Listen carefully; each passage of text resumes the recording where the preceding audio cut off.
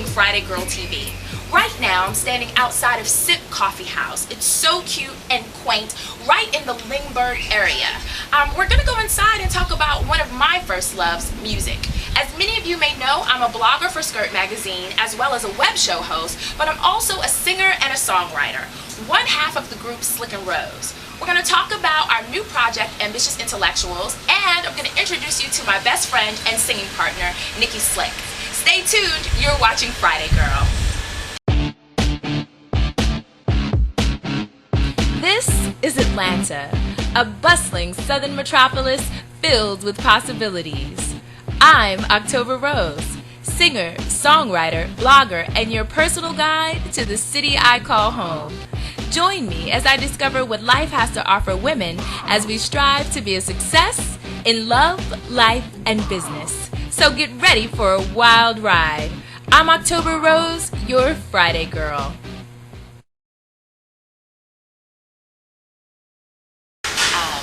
Everything sort of happened, sort of happenstance.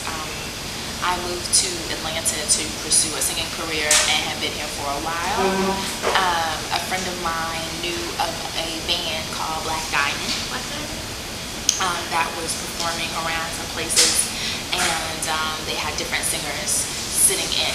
I went to an event and saw them perform and kind of just freestyle with them. They invited me to a rehearsal, and when I got to the rehearsal, Nikki was there with another friend of ours, Shanti, and they had already begun singing with Black Diamond, and that's how we met.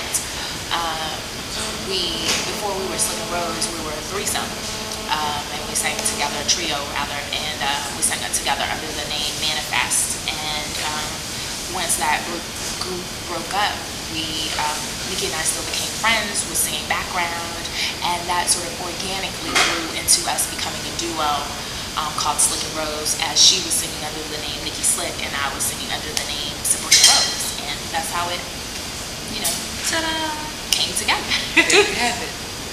Okay. Back in the day, when I was in high school, I had a group of friends. Everybody called me Slick Nick. Of course, my name is Nicole. My family calls me Nikki. In high school, they would be like, Slick, what's up, Slick? Nick, Slick, yo, Slick. So I was like, I like the name Slick, but I thought that was kind of like too harsh or too hard. And I was like, maybe I could just invert Slick Nick and just turn it into Nikki Slick. So that's where Nikki Slick came from. I hate to say it because it doesn't really sound very artsy or anything, but Sabrina Rose really arose from lack of imagination and the inability to find a name that I thought was suitable at first, and it's something that I sort of grew into. Sabrina Rose is actually the combination of my first and middle name, so it is my true name, and it just seemed suitable. I wasn't really crazy about it, to be honest, at first, but I loved how Nikki's name, Nikki Slick, sounded with Rose, and we just thought Slick and Rose just sounded, just like a badass name for a female group, because you didn't know quite what it was, and that was the idea, not to be so decisive about what it was and more curious, so that you would be open to hearing what the music sounded like. As the sound evolved and I evolved as a person, a woman, and an artist, I kind of shook off Sabrina on stage and began to feel more like October Rose, which happens to be the month that I was born in, so I thought it was suitable. And also I saw a really interesting movie about a young girl who was kind of carrying on with an older man, and she was sort of a badass, and her name was October, and it just really registered with me, and I decided to reinvent myself once again, and I became October Rose. Ambitious Intellectuals is really just a musical movement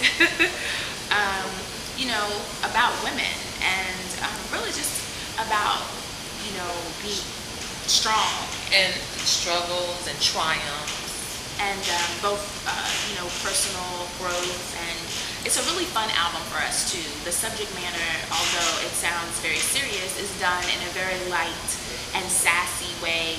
The music is pop, dance, R&B, and it's a new sound for us. We had a lot of fun making these records and writing the songs, and did our usual back and forth of wanting to match each other lyrically with Run DMC with puns and metaphors, similes, and wit.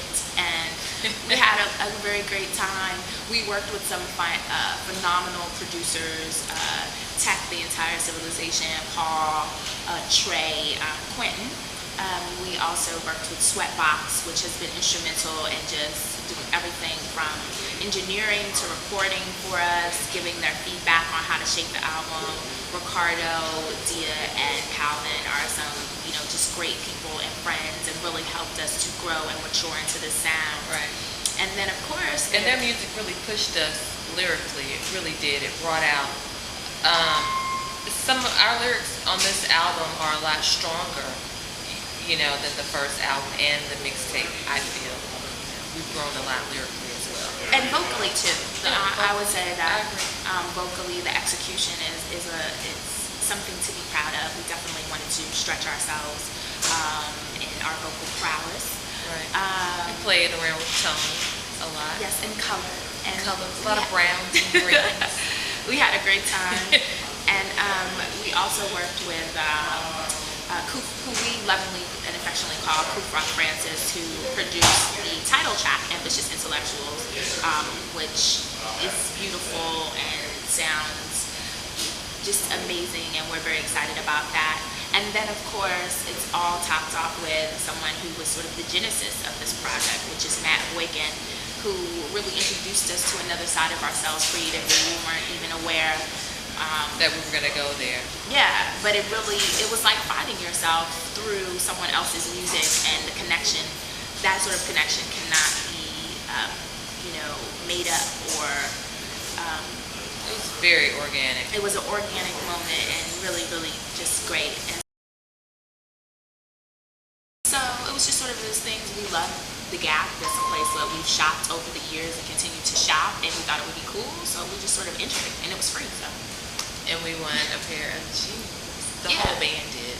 So it was fun. You got me looking away.